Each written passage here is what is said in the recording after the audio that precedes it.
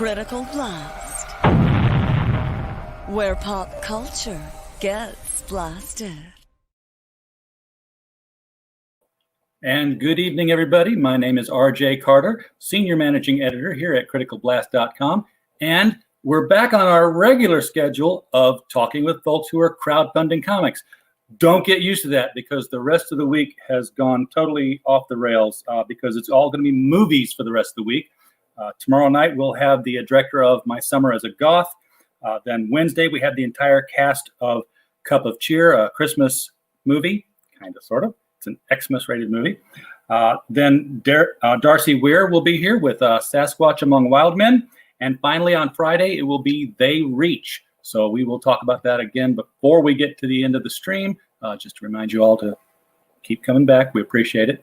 Tonight, we are going to go into the crowdfunding of a comic called Foundlings. And that is coming to us from Mr. John Stanisci. John, how are you doing tonight? Thank you. I'm good, RJ. How are you? You know, if I was doing any better, they'd probably demand that I go get tested. And not for the beer bug, but, you know, for the... Right. And joining us also, we have Emma Kubert. Emma, welcome to the show. Thanks. I'm happy to be here. Oh, and I got the little Foundlings lined up just perfect there. That was a happy accident. So yes, you do. I looked up the definition of Foundling to make sure we're doing the whole Brady Bunch thing here. It gets to be fun. It's like, here it is.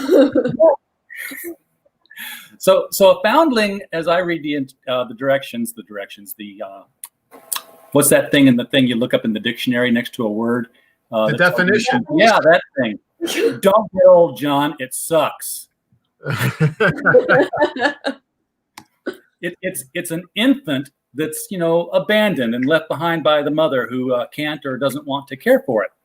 So I guess my first question is going to be, how does that play into this team of, it looks like young adults, young teenagers, maybe preteens? I'm not quite sure where they're at on this. Right.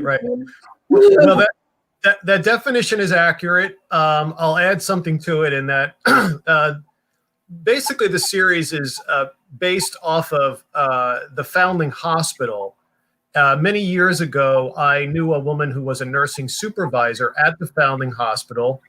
And it is a place where children with special needs or special medical issues whose parents either can't afford to take care of them or they don't have the capacity to take care of them, or sometimes they just don't want to take care of them, will leave them to be raised at the Foundling Hospital. So the definition is accurate, and the book is inspired by these kids.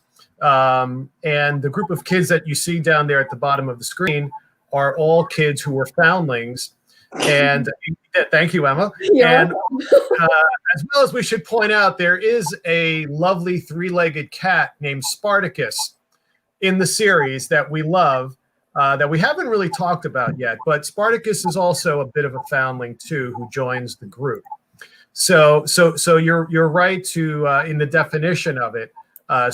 And really what the series, you know, the inspiration for the series was that when I discovered the Foundling Hospital, I had a personal connection to the story of these kids, in that I was adopted myself. And growing up, I never knew who my birth parents were. So although I wasn't a special needs kid, I did connect with the idea of not knowing where I came from or who I was. And so I always had this notion that I would someday write this story about these unwanted kids in a world that flips over and, you know, is America is under siege, that these kids would be the only hope for humanity's survival. Emma?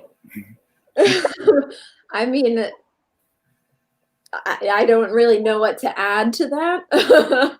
I think John said it all right there, but I mean, I would say each foundling, they are each different in their own way, but they each display their own personalities in this story. I mean, we can say the definition of a foundling, but until you read this story, you'll actually meet these characters and you'll fall in love with them, you'll laugh with them, you'll cry with them. And it's very, very intense, but it's also very heartwarming and very exciting. Okay, so is this what you would call a superhero story or a science fiction story? Where does the genre fall into this? Both. Oh, I think it's more, if you wanted to find something similar to compare it to, I would say it's in the realm of Stranger Things more than it is the Avengers. It's really an adventure series. It is science fiction. So but it's not a superhero group yet.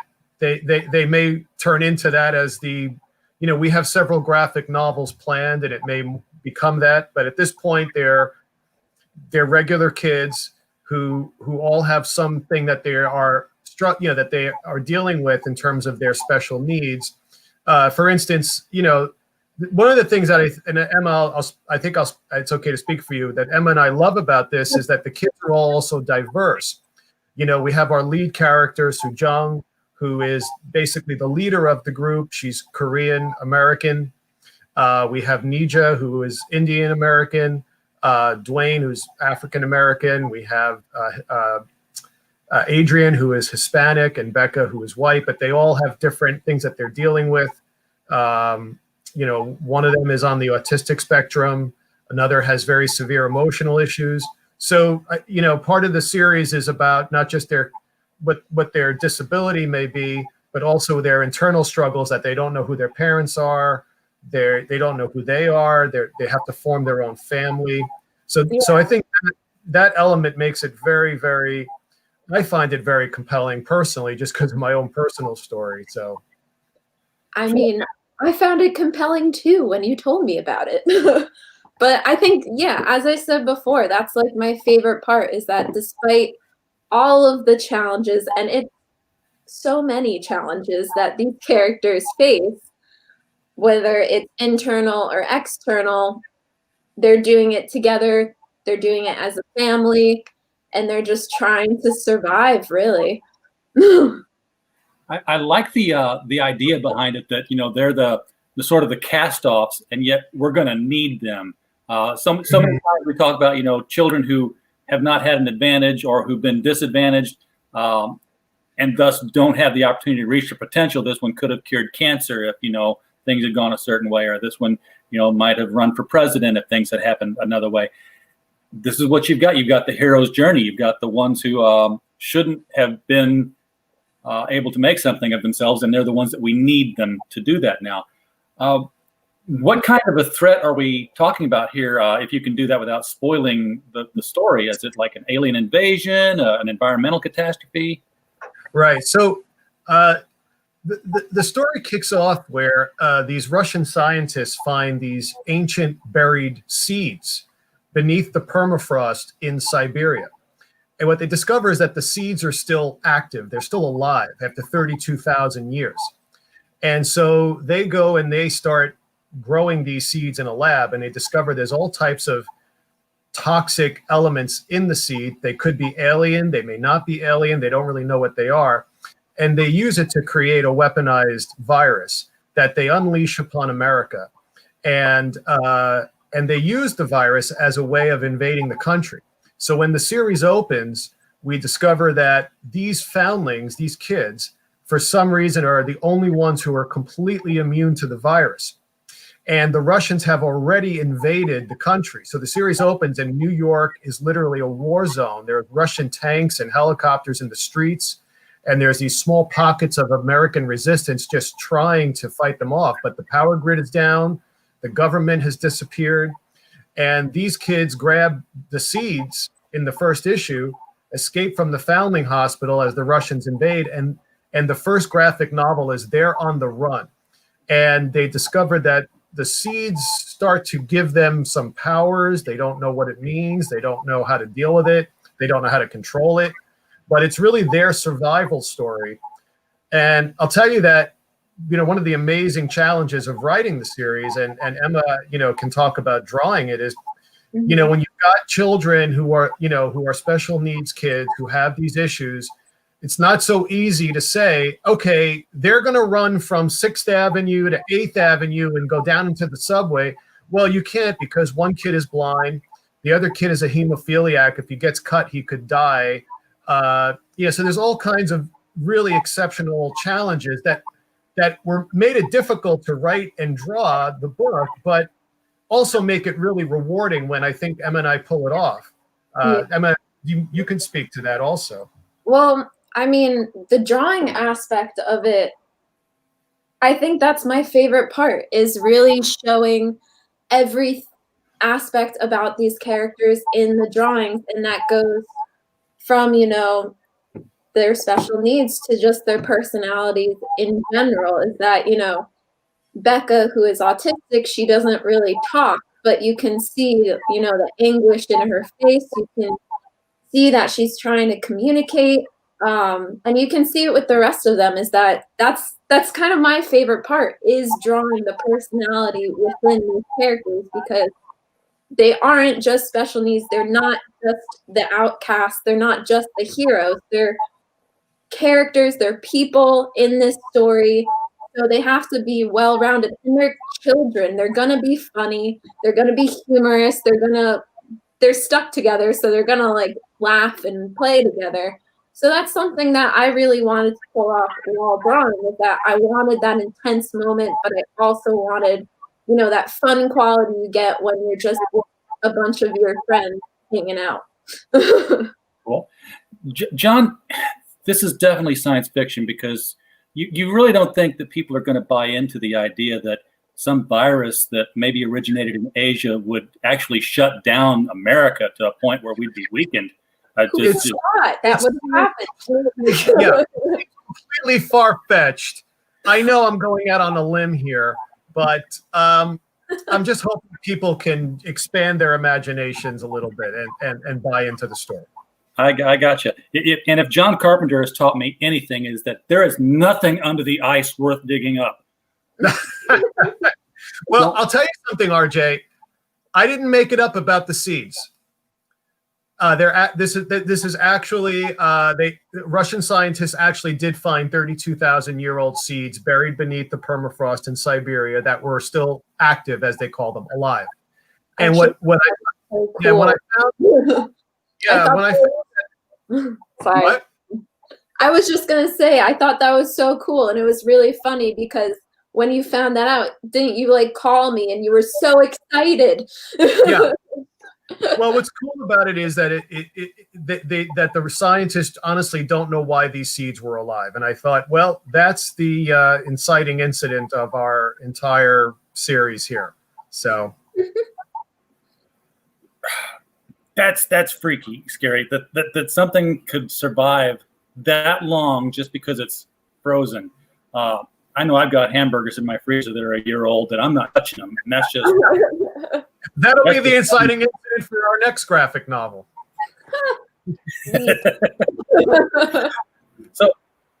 So for everybody in the chat who might be wondering about Emma's last name, yes, she is from the Kubert dynasty. And I wanted to talk to you a little bit about drawing these characters. Well, first of all, growing up with your grandpa and your brothers, how old were you when a pencil was pretty much shoved in your hand and said, "This is how you draw Superman" or something? Well, honestly, I mean, a lot of people think that, I was forced into this, but I really wasn't. My parents are very hands-off when it comes to their children picking what they want to do. But ever since I was really young, as long as I could hold a pencil, I was drawing. I wasn't forced into anything. I really, really just loved artwork. Did I love comics? No. But I loved drawing stories. And I mean, that kind of, looking back, it's just kind of like a no-brainer. Why didn't I go into it earlier? But it really was when I was younger, and, my dad would come home with a box of comics and give it to me and my brother. There would be either Cartoon Network comics like Powerpuff Girls or, Cow and Chicken, if anyone remembers that, or Courage the Cowardly Dog. And then there's comics like Superman and Batman and all that stuff. And me being, a preteen and not really liking either one of those, it just felt like there wasn't really anything for me that I was really interested in. I actually found more solace in a lot of animation and a lot of like fantasy genres and science fiction as well, in like books and TV and movies. And that's really where I kind of found what I liked, and the type of stories that I liked. So speeding back up to now, when, or, 6 months ago, when John and I connected on LinkedIn, I kind of realized that the projects that I really wanted to work on are projects that I want to read as like if I were 12 again and I'm giving myself this project. That's exactly what I would want to read, Sure. Having this YA type of story, it's science fiction. It was really just right up my wheelhouse. Is that I wanna draw things that my younger self would love to read, basically. I took a note down when you were talking about how the one young lady communicates is all with facial expressions, and given that this isn't photorealistic level of drawing, this is your comic book cartoonish sort of drawing. How do you get such a nuanced kind of expression with so little lines to work with? Is that something you can even explain, or? Well, it goes into, actually before this, I was teaching a basic drawing class online, just to let you know, and we did talk about faces. So, no, I'm not getting this for free, folks. I'm not gonna give you a whole lesson, but it's mostly, there's a lot of basic drawing that goes into a face. And then after you draw in all of like the structure and everything, you basically erase all those lines until you get what you want. So younger people, like, preteens, like the Foundlings, you would draw the basic structure below it, and then you would erase a lot of the lines so that you're just leaving the expression. So it's a lot of underdrawing is what I'm saying. It's a lot of what you don't see is what. I have to interject and sing Emma's praises right now, because there's a batch of new pages she just sent in to me that we haven't shown anybody yet. That's from the first issue. And we were talking about them earlier. And it's a character scene that she did, and it's a very emotional scene. There's not, in this particular scene, there's not like, gunfire and action stuff. And I just was so impressed with how Emma captured it. She captured all the different personalities of the characters, and it was much in the way you asked the question, RJ. She really has, the way Nija will look, turn her head and look. It's like she is so specific about the characters and how they interact with each other. And she's, I said to her earlier, most comic book artists, right, they want to draw the scene of the hero, fighting the villain, jumping out the window. Yeah, exactly, right.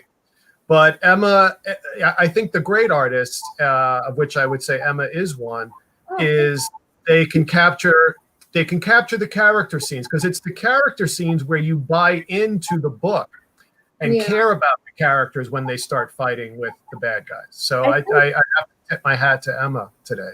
I think also when I draw just any page in general, whether it's Foundlings, whether it's Inkbot, every single decision that I make, whether it's drawing, perspective this way, or it's composing a shot this way, or it's deciding that this character is acting this way while that one is, every decision I make enhances the story. So every decision that I'm thinking of, that I'm going through, I'm thinking constantly of the plot that John sent me. I'm thinking of what is happening in this exact scene, so I can try to capture it as perfectly as I can to describe the best emotion of that scene. So it's like every single decision that I put into my drawings, to my comics and general storytelling, I'm always thinking about the story. I'm not thinking about anything else. Like, it's just the story for every single decision. I'm never thinking of the cool shot. I'm never thinking of, action poses and everything. My favorite part is the character scene. I can't help it. You can't have action without the characters. You can't have, the dull moments without the exciting ones. I feel like making those duller, quote unquote, moments exciting that's the story. That's where it develops, and that's where it happens. And I feel like a lot of artists and fans in general don't really think about that, is that, as John said, that's what you're reading the characters, and then you have the cool shot.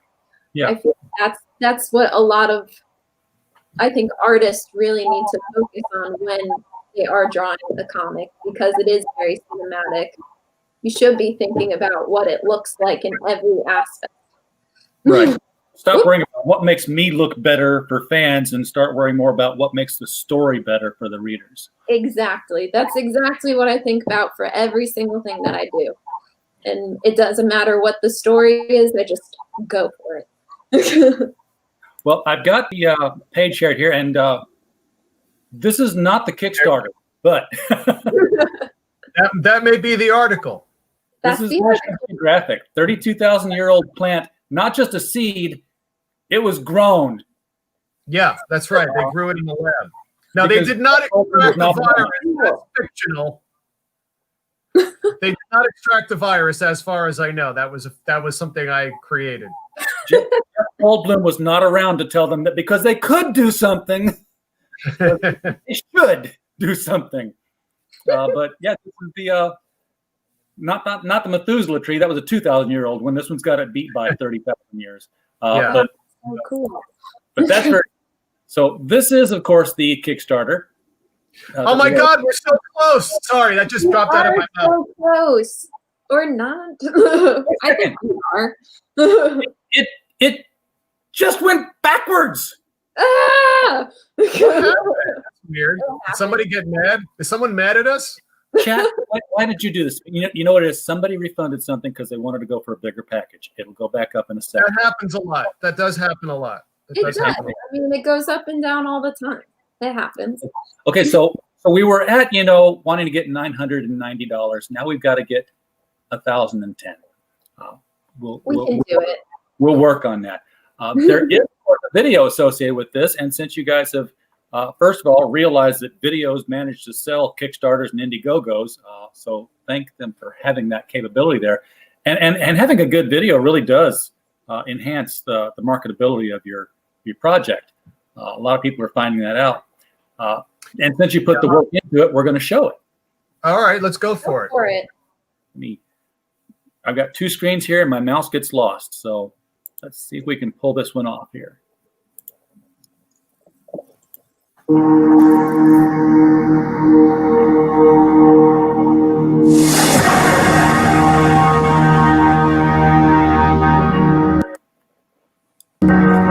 Hi, I'm John Stanisci, the writer of Foundlings. Hi, I'm Emma Kubert, and I'm the artist on Foundlings.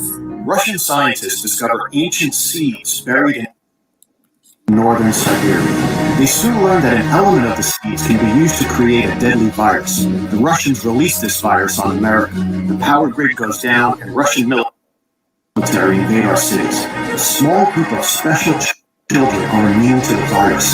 These kids take possession of the seeds and go on the run. These kids are the unlikeliest of heroes. Honestly, I was immediately hooked. A group of children cast out by society are now used to save the world. I would say I'm looking forward to enjoying the action scenes the most. And that's what this entire story is all about. Sitting on the edge of your seat, kind of intense story. That's the real excitement. I love laying out the pages. I love drawing these characters in these situations when you never know what's going to come next. Many years ago, I knew someone who was a nursing supervisor at the actual Foundling Hospital in New York City. As time went on, the Foundling Hospital became a place where children with physical or emotional differences, whose parents could not financially or emotionally care for their kids, would place them or, quite frankly, leave them at the Foundling Hospital. And I always had this notion that someday these kids will suddenly be the key to humanity's survival. This Kickstarter will at least give you the first issue. But if we hit our stretch goals, maybe we'll be able to create the whole graphic novel. It's a very particular, very diverse group of kids who have been thrown together into the most unbelievable situation, and they have to bond together as their own family because their own families abandoned them. That's the heart and soul of the story. I feel like no matter who you are, you've probably felt like the underdog at some time in your life. And when I heard of Foundlings, I felt like it was immediately relatable. These kids are just trying to survive as the Russians are literally at war with these small pockets of American resistance in the streets of Manhattan. They really only have each other. I want to thank everyone for supporting this project, and we just can't wait for all of you to see it.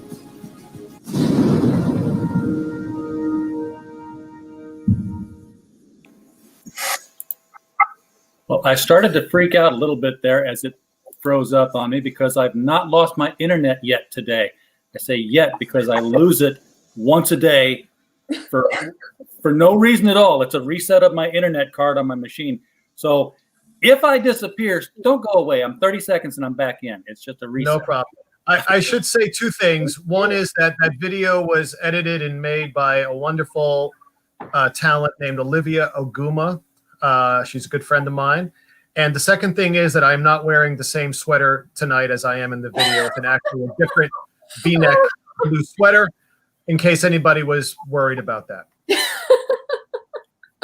I just figured you were just, in front of your monitor all the time working.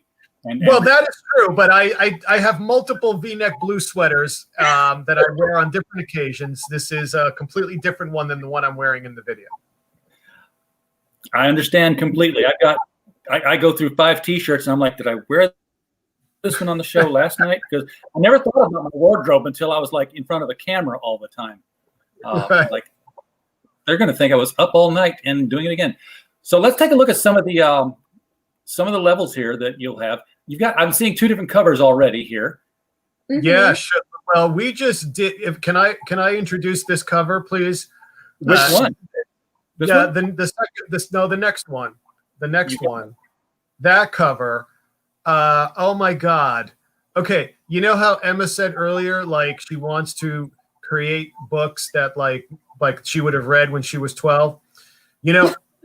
All the years I've been in comics, when I see new artwork, especially new artwork that like is something I'm writing that like Emma's drawing, I'm like 10 years old again. I'm like, because I loved that when I was a kid. I'd go into the comic store and you'd see the new comics and the new art and you go, oh, wow, that's the new Spider-Man and the new whatever.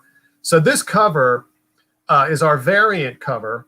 And it's just, I just think it's so kick-ass. Now, I should introduce that Bleeding Cool was very kind enough to give us a special Bleeding Cool tier where I think it's only 50 copies where you can get a version of the first issue with this cover without the logo on it. I think we have it underneath there. You scroll down. Yeah, there it is. Yeah, so you can get a virgin cover. I think we've only got about 20 left or something. I don't know. But Bleeding Cool really, and Rich Johnston was really kind enough to do that and give us that special Bleeding Cool tier. But we have a lot of cool tiers and rewards. I'm just looking at the cover again. I think it looks pretty good. Yeah. I was looking for another cover because it reminded me of it. And doesn't it remind you of a Michael Golden Micronauts cover? Yes. Oh, wow. That's not the one I was thinking of. That's what it reminds me of. There was a Micronauts cover. I forget. RJ, you may know the issue number 9 or 10 where the Micronauts are they're like encircled by all the Croyers. Do you know what I'm talking about, or am I like losing my mind? No, I know the one you're talking about. It was, Micronauts takes me way, way back. Yeah, well, I'm going way back. It was funny because John, when he was looking at this cover, when I sent it to him, he told me that it reminded him of the Micronauts and Michael Golden, and Rusty was there too, my partner in crime. He works on Inkblot with me, and we both don't really know who or what that is. So I thought it was kind of funny. Well, it's a big compliment. Believe me, it's a big compliment. Good. I'm glad. I'm happy to hear that. I'm gonna have to look for that Micronauts covers now, but I'll have to do that while we're looking at other tiers here, because otherwise you're just watching me type, and that's not really what nobody wants to do. And as I say that, I think I found it. Woo! Hang on just a moment. It'll look bigger on my screen, I promise. Well, that's not the one I had in mind, but Micronauts. Well, I've heard of the Micronauts. I haven't dived into any of the no matter what, it's an awesome cover. This is a perfect example of Emma capturing the personalities of the characters so perfectly. And when you read the book, you'll see how they all respond. This is a lift from like one of the climactic moments of the first issue, where they're cornered by these Russian soldiers, and the characters are just, each one of them is so specific about what they're doing and feeling, and she just nailed it. Yeah, it's that very iconic cover. I love that one. I'm surprised that I would not be surprised if that's the one that doesn't outsell the other one. But competition. Yeah, I mean, I like the storytelling covers more than like montage-y, but I think they're both good because I did them. Yeah, they're both good. They're both good. You're good. You're good. So therefore, the tier to get is the one where you get both covers. Yeah, that would we have a yes. That would be the one to accept. So the digital delivery, I skipped that. We're not going to go digital. We go big, folks. Go big or go home. That's right. Bigger You go. want to hold this book in your hands. You want to flip the pages. I do. Part. Yeah. I truly do. I for some reason I can't get into the digital comics. I've read them. I get PDFs delivered to us for review at criticalblast.com. They suffice. They're serviceable. I want the book. Well, I will say this, is that in physical comics, we were taught at the Kubert school, because I went to school there. I would imagine you probably read it. But actually, we are taught to use like the page turning as like an element for your storytelling. So if you want to like reveal something, you turn the page and then it's revealed. And I feel like you can really only do that with like the physical copy, like to have that page turner. That's the point of the whole, phrase. Mm-hmm. And wow, that's there. And I mean, you could do it with digital copies, but I don't know, you're physically doing it. Yeah, it's just easier with paper. I'm going to scroll. I'm going to look for the tiers down here because they look better. I'm assuming they're down here. I could be wrong. I think they're on the right there. Aren't they on the right? Yep. Aren't they on the right side? They are. Some people will go ahead and repeat them over here in the big section with bigger images. This one doesn't. That's fine. We'll work with it. But this is the $10 one. This gets you the Kickstarter edition comic, which is the standard cover, which was the first cover we saw, printed copy, and of course you'll get the digital copy. So that's your basic $10. You get the book. That's what you get. Right. Get the book. Then things are going to build from there, and I'm if will assume that they build on top of each other. If they deviate at any point, please stop me and say, no, don't promise more than what we've delivered there. Okay. $20 is the pinned tier. This has got the special enamel pin. Oh, tell me about this, because I've not seen somebody do an enamel pin before. Emma? We're doing an enamel pin. We have someone who runs the Kickstarter for us. We should mention we have somebody representing our project. We do. Wonderful fella. I think you know Jeremy Atkins. Do you know Jeremy?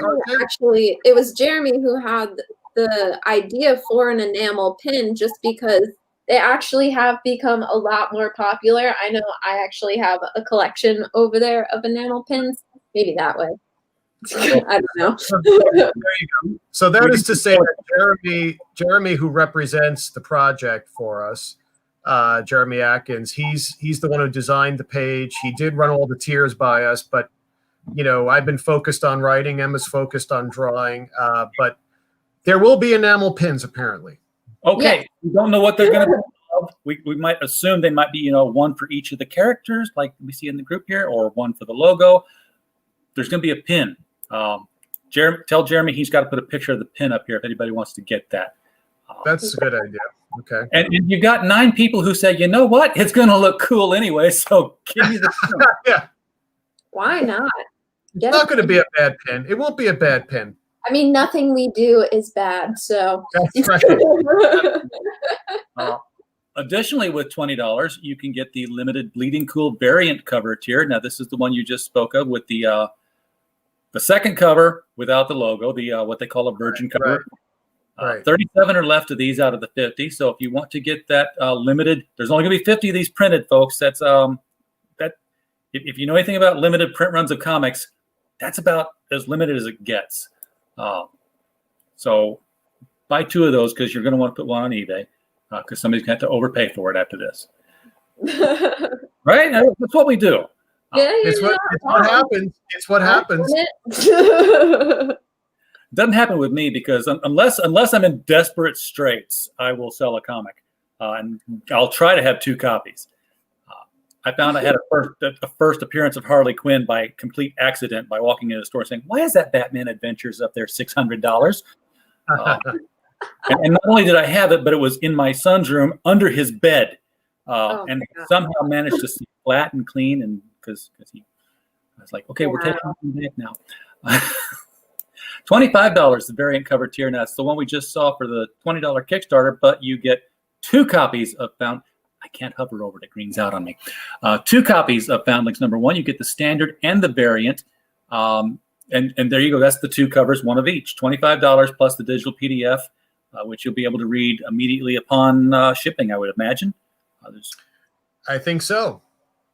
Mm-hmm. Once it's done, it's done. Email. Be done and out. Exactly. Emma and I don't know much about this book at all. We are. I mean, for the rewards, you look through it, you see what you want, you pledge, and you're gonna get the story. That's it. It's gonna be cool no matter what you do. Exactly. So your first 100 here. Wow, that's 76 are left there. You get the printed copies, bonus printed copy of standard #1. It gets better as it goes on. There we go. Signed collector's edition tier. So you get a signed 11x17 print, and a signed 11x17 print, and a signed 11x17 print. Jeremy, you're I like how you say that. A signed 11x17 print exclusive to this tier. So there's 2, and then 1 that you can only get here. So that makes sense. John, it's of the covers, right? That's the print. I think so. Yeah. So you'd get the actual copy of the book, and then you get a big poster for your wall. There you go.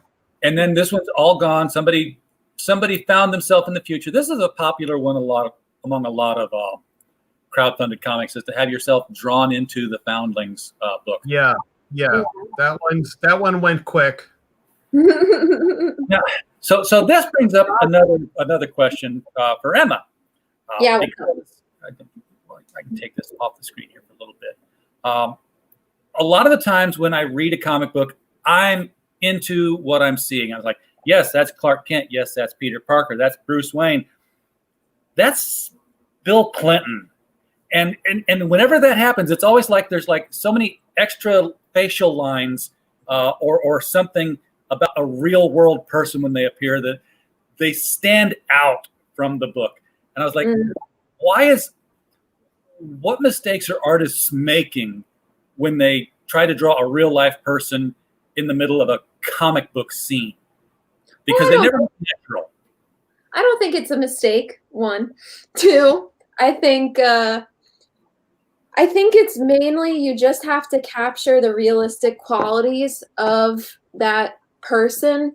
And most comic artists have a method and a style on how they like to draw. So it's very hard to fit a specific person, especially if they are kind of like a character. Like, let's say you tried to draw on Bill Clinton. He's very different from most of what, people stylistically draw. So you have to just try to capture that realistic face in your type of style. And it can be kind of difficult. I mean, I try not to do so many portraits just because I kind of like drawing in my own style. But for this tier, I'm actually really excited to draw people into this comic. I think it'll be hilarious and fun to really get those people. And yeah, I think it will be really cool. I think it'll be great. And somebody's going to be in this book, and they paid good money for it, so they're going to treasure it. Worst case scenario, what happens if you don't hit the $8,000? We're going to hit the $8,000. Okay, there is no plan B. Failure's not an option. There is no plan B because we're on our way. We're almost there. 87% funded. And we just need that last leg to kick us off. We have 10 days, which is actually a great amount of time to do that. So I think it's going to happen. In the chat, the first line in the description below here will take you to Kickstarter where you can back this project. And I encourage you've never let me down before, guys. Get out there and back this. Let's see some forward momentum on here. We never backpedal on these things before. So this is making me feel bad that this happened. It was just an unfortunate moment. What can you do? It was like, hey, if I take the credit for when it goes up, I have to take the blame for when it goes down. During it's all good. But we've talked about the book, what's in the book, and getting the book. We haven't really talked about the book. How big it is. What the quality of it, how many pages it is. And you talked about in the video that we played, expanding it from a single issue to a graphic novel if you reach certain stretch goals. So can we address those real quickly? Yeah, so the first issue is going to be, I think it's about 26 pages, right, Emma? Right? Yeah. But the entire first story is 6 issues worth of story, which is completely written. So I've written out the entire story for 6 issues or a single trade graphic novel, whichever way we land in terms of a publisher or how we will deliver it. So the Kickstarter was just to launch the project and do the first issue for sure. But I would imagine, if it's about 20 to 25 pages per chapter, Emma, you're better at math than I am. That's what, about 140, 150 pages, something like that. Chapter, it's 120 pages graphic novel, right? It's a lot of pages. It's a lot of pages. Yeah. It's a lot of pages with ink on them. Yeah. I don't know math. 25 times 6, 150. That's what I said. That's what I said. Yeah. And that's not counting the is that 25 pages of story, or is it like 22 pages and some pinups?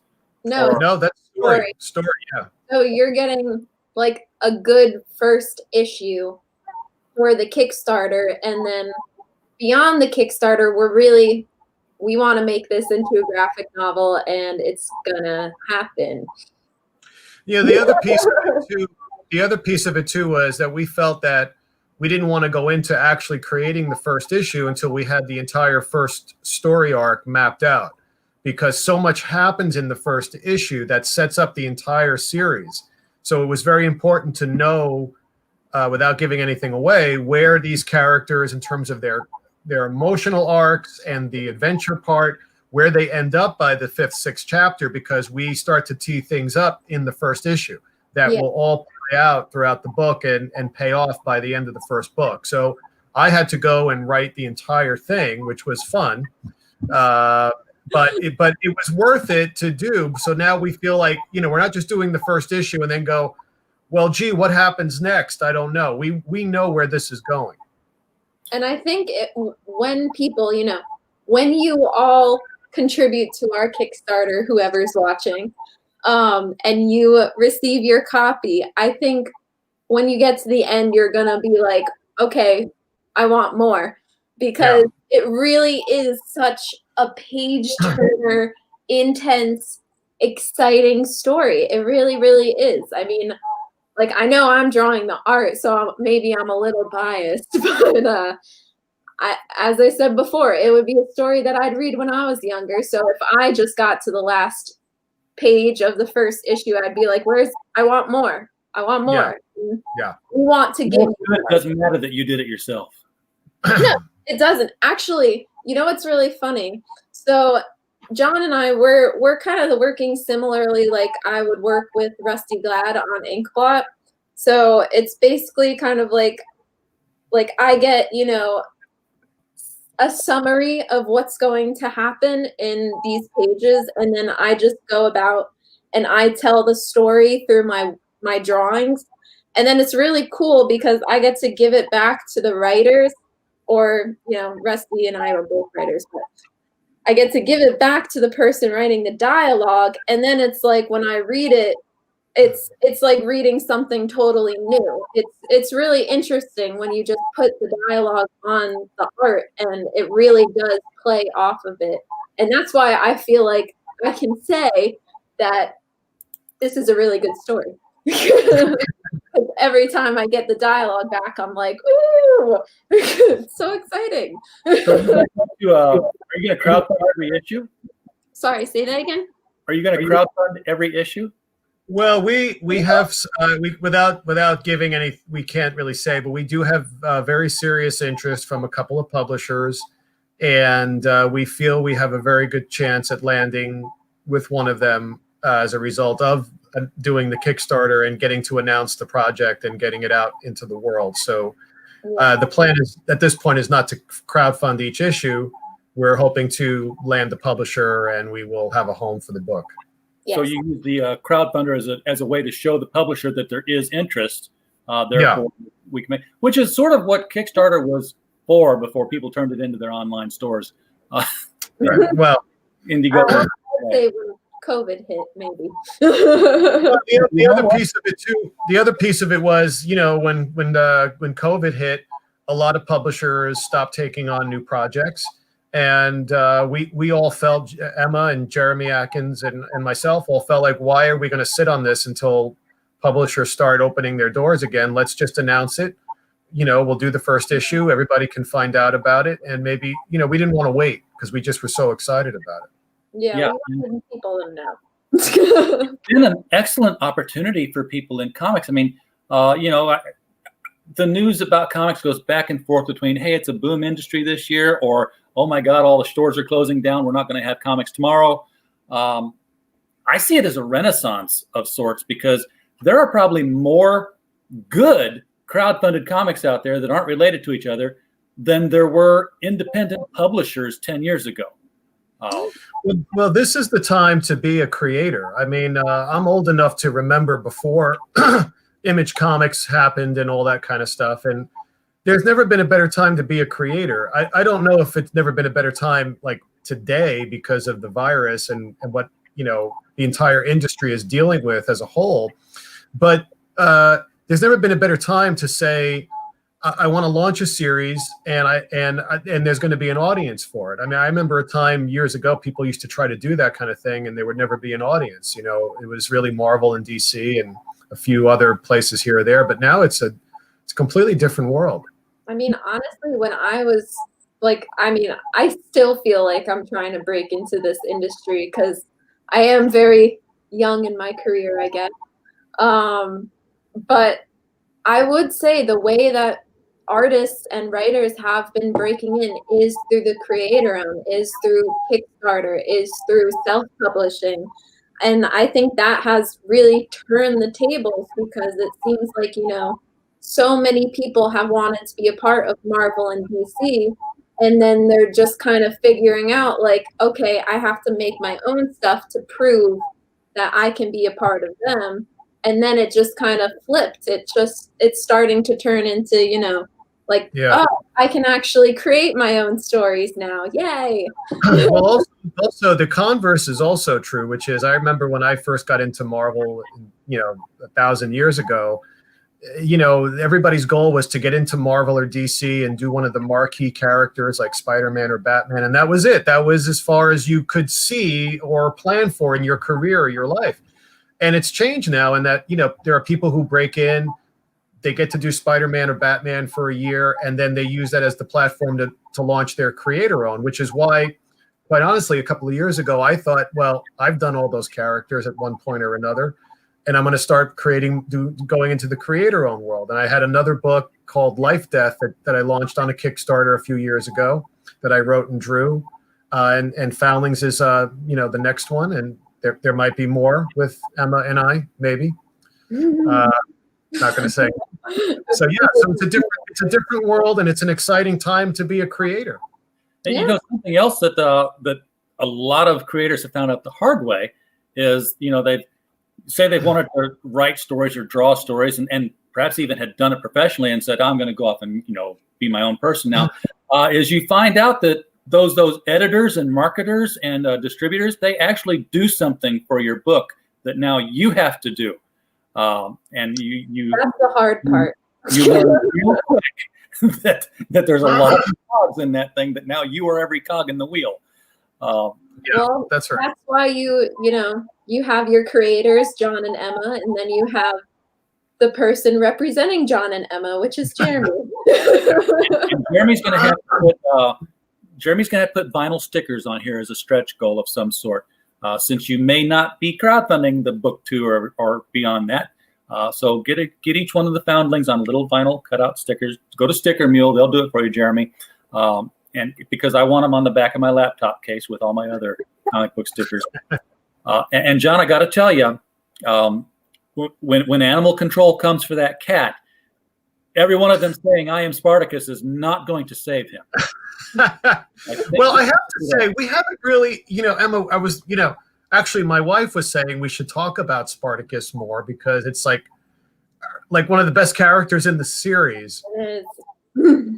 Yeah, but but Spartacus, well, I don't want to give anything away, but Spartacus is one of the best characters in the series. So. Yeah, I mean, I really want to draw Spartacus, so I think we should just crowdfund this Kickstarter now and get it. Let's crowdfund and do it for Spartacus. We got to do it for Spartacus. Yeah, you can't go wrong. History has proven that if you have a group of 4 or 5 teenagers and an animal, it will live forever. Well, all kidding aside, when I was writing the entire story for the whole first graphic novel, it really occurred to me, like, to have these group of kids, they all have these, you know, issues that they're struggling with. I just thought it would be great to, at some point they discover this 3-legged cat, and it's sort of like, well, an argument between them about, well, some of them are like, we can't take this cat with us. The cat can't survive. And others are like, the cat is one of us. And I thought it was a great way to introduce into their own little group how they, in a way, see themselves and how they don't see themselves. And they have to argue with each other. And I thought, and then Spartacus has to prove herself to the group too. So I thought it was just a great way to work the metaphor in without being too didactic about it. Also, So you're saying, John and I are cat people. Yes, we are. Well, I like dogs too, but you know, Inkbot, everything. Cat. I hear you. So you're saying though that they fight amongst each other. They're not automatic best friends just because they're on the same team. I would say they're a family. You know, Well, families they fight, are. they get along, they laugh, they cry together. They're Let me share with you. Let me share with you that I said earlier that Foundlings in a lot of ways is inspired by my own life as an adopted person. And part of my life as an adopted person, not knowing who my parents were, up until 2 years ago, by the way. 2 years ago, I found my birth mother, who I think is watching this broadcast. And then I think about a month ago, I found my birth father, who I think is also watching this broadcast. But growing up, I had a group of friends, guy friends. We all had broken homes and tragic stories, and we like raised each other, and we loved each other. We fought with each other. We had everything, and my wife was the one who pointed out, that I was telling my own story in a way, emotionally through Foundlings. So they do fight with each other, but they also do love each other like any other family. So it's a very personal story for me that I've been with my whole life, sort of with this. And I mean, I think anyone can really relate to this. It's kind of like, there's a question that says, I'm just wondering why the Soviet flag was in there. Kickstarter art. Do you want me to answer? Yeah. The Soviet flag is there because the Russians invade America. And when this first issue opens, the Russian military has literally invaded the country, and they're in the streets of Manhattan, and small pockets of American resistance are trying to expel them. And this is the world that the Foundling kids have to try to survive in. Yes. Just Robert, just think in your head, Wolverines, and run with that. Okay, that's a Red Dawn reference for those who don't know. That's a movie in the 80s. Yeah. I get it. I'm with you. I wasn't going to bring it up earlier because I'm like, no, I'm not going to date myself. But what I was saying before is that basically, John has his personal story, and that's what really created these characters. But I feel like anyone can really relate to them, because everyone, I feel like at some point, one or another, had that group of friends that they just got along with, like their brothers and sisters, like their family, like their best friends. And it's, you fight with them, you laugh, you cry, you have a good time, and you have bad times all together. And I think that's what really represents this group. And I think a lot of people can relate to that. Well, the other piece I'll just say is, looking back now, because I've had the idea for Foundlings for many, many years, in one form or another, this issue that my own personal journey of being adopted, I've always been around situations where this story was always there. And in fact, I reconnected today with a film producer friend of mine named Kim Waltrip. And I also have another life as an actor. I was on Broadway, and I've done film and TV. But I was in this film. I was an actor in this film that called Expecting Mary, and it's on Amazon Prime right now. You can see it on Amazon Prime. And the story is about a young girl played by Alicia Rulin from High School Musical, who gets pregnant, and she goes on the run, and she ends up giving her child up for adoption. But I remember making this film and being on set and watching this and thinking, wow, someday I'm going to have to tell my story. And I think I'm sort of telling my story through Foundlings. So, it's just something that's been with me my whole life. I'm looking at the art here again on the main picture here as we're getting ready to close it out, because we are coming up on an hour, and I don't like to keep people that long. And I noticed that one of the characters has looks like a facial disfigurement that's being covered up here. Correct? Sort of a Phantom of the Opera thing going. Yeah. So that's a character. That's Adrian. And that's based on his story is based on a true story. I have a friend who's been in law enforcement for 30 years, and he told me the story of how he found a baby stuffed behind a radiator, just abandoned by his parents. And that's about as horrific a thing as I've ever heard in my life. And I thought, well, this is going to be his, his face is disfigured. He hides it from the world, but he's also hiding himself from the world. And so, we're trying to say with the Foundling kids, it's not just, and this is true, it's not just limited to someone on the autism scale. There are many different issues that these kids are struggling with, aside from the fact that they've been abandoned, their parents didn't want them. In this particular case, his parents actually tried to kill him.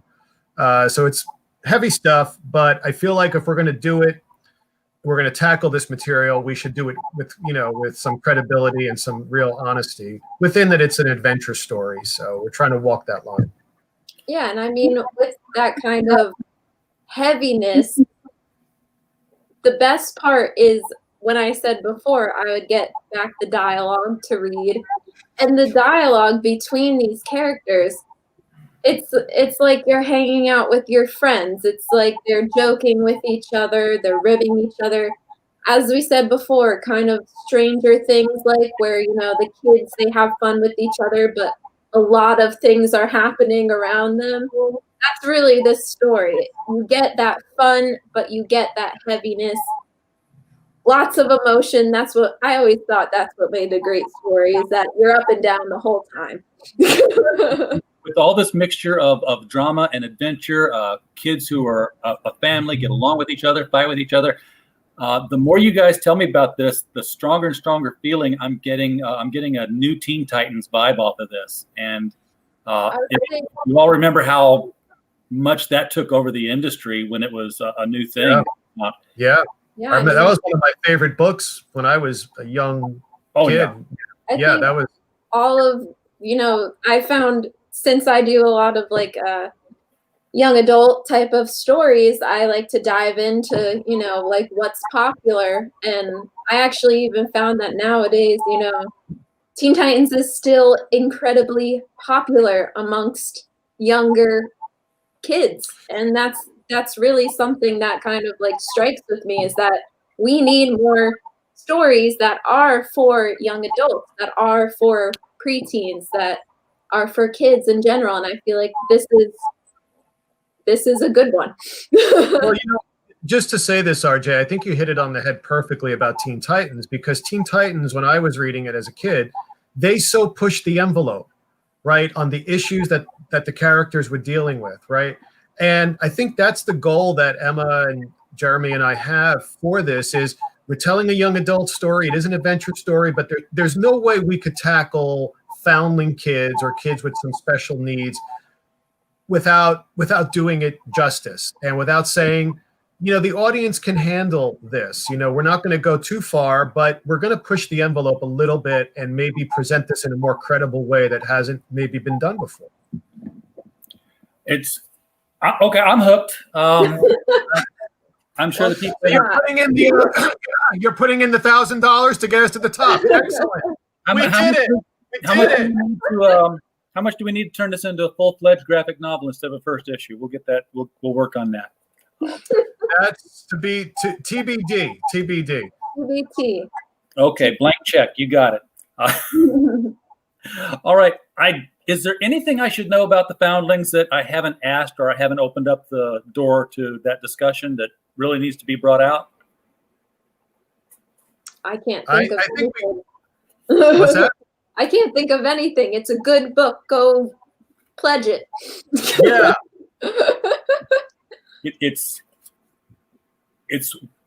what is it? It's $1,010 from reaching goal in 10 days. It's $11 a day. For $10 you can get one issue, but what the hell, folks? Just go to 25 and get both covers, because these. Yeah. I'm sitting here pointing at the screen like they can all see it. There it is. There you go. Yay! This is the first cover. This is the what you would call the basic cover, I guess. The There's nothing basic about that. Prime. Yeah. Oh, cover prime. I like that one. Yes. And then this is your alternate cover. You can get both of these with the variant cover tier for $25. 2 printed copies, this one and the other one. If you want to get this one without the logo, get the virgin cover, that's also available as a tier. And then you can get other stuff. There's enamel pins. We're going to talk to Jeremy, tell him how to run a campaign here. Tell him about the tchotchkes that you got to throw in there. But this one doesn't need the tchotchkes. As much as I would, love to have some stickers on here to put on my laptop and advertise Foundlings, for free for everybody. I can do it. Yeah, maybe we can make that happen somehow. All right. Well, all I can do is just urge everybody to check out the link to the Kickstarter. It is in the description below. It's also the first thing in the chat if you scroll back while the chat is still live, but the chat will disappear when this thing re-ups in the morning. So it's in the description. Go down there, folks. Click on this. Go to Kickstarter. $25 is a hell of a deal for 2 books in crowdfunding dollars. I know it's more than what you probably spend at the counter when you go to your LCS, but it's not the $40 that it used to be when crowdfunding started up and nobody knew what to charge. So right. We figured out we figured out how to price things. We figured out how to ship things, and you've got 2 people here who are not noobs coming into the comic industry. You've got John Stanisci, he's written books you've read. I don't want to list off everything, but you've read his characters. Emma Kubert, literal comic book royalty, who's going to be doing the pencils on this one. Princess Emma. They're going to just call you that. That would be insane, but I'll take it. Get the You tiara. put a halt to it, yeah. Lean into it. Have a crown. Why not? Lean into it. Own it. So get out there and back this thing. For the rest of the week, we discussed at the beginning here. I'm just going to touch base real quick. We will be having Tara Johnson-Mettinger on here tomorrow to talk about My Summer as a Goth that she directed. Then on Wednesday, we will be having a Cup of Cheer with the director and the cast on that. Thursday, we will have Darcy Weir, the director of Sasquatch Among Wild Men. If you're a Bigfoot fan, hit that up. And then Friday, the director and cast of They Reach, a new horror film that's out. And then, of course, Saturday, or every other week Saturday, the LCS guys will be talking political comics this week. Seems like the week to do that. So see how that works out for us. John, Emma, appreciate you coming on the show tonight. Sorry I drove it backwards, but it'll pick back up before the night's up, I'm sure. You're okay. Somebody has to clear first. I'm sure that's all it is. So all right. Well, thank you very much, RJ, for having us. We really appreciate it. Glad to do it. And, next book that comes along, we hope you'll consider coming on the show to talk with us about it. Absolutely. Yeah. Absolutely. We're out to the night. Thank you, guys.